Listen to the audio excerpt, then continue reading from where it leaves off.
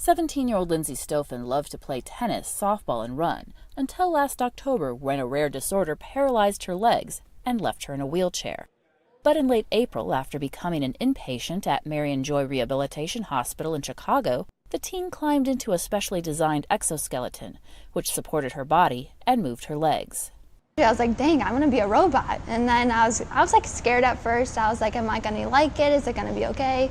And then once I got into it, I loved it. Lauren Belarzik, Lindsay's physical therapist, says the exo robots help to accelerate the rehabilitation process. For someone who takes a lot of energy to walk only a few feet, exo can get them up, can get them moving. It can supplement their movements. It can get that reciprocal pattern, encourage the correct motor planning. Besides speeding up recovery times, these robotic skeletons are especially helpful for those with paralysis from spinal cord injuries and strokes. Using the machine can help some patients rewire their brains to use secondary muscles, so they can eventually walk again without the device. But Patrick Wensing, assistant professor at the University of Notre Dame, says exoskeletons have one big drawback.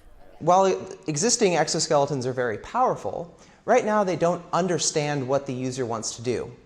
So in order to transition between activities in daily life, you often have to press a button interface to tell the exoskeleton, I would like to stand up now. Wensing and his team are collaborating with Exobionics, a leading developer of wearable robots, to create a machine that can understand what its user wants to do without implanted sensors and complicated control panels.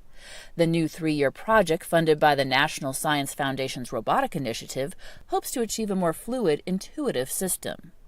Taylor Gambin has spent the last year analyzing data from exo users and comparing them to models of everyday walking. So what we're seeing is that slow walking in general, whether in the exoskeleton or just the human, is much different from walking at a speed that you would choose naturally.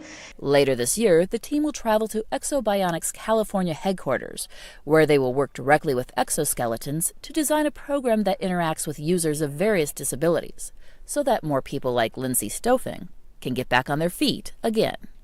For VOA News, I'm Erika Celeste.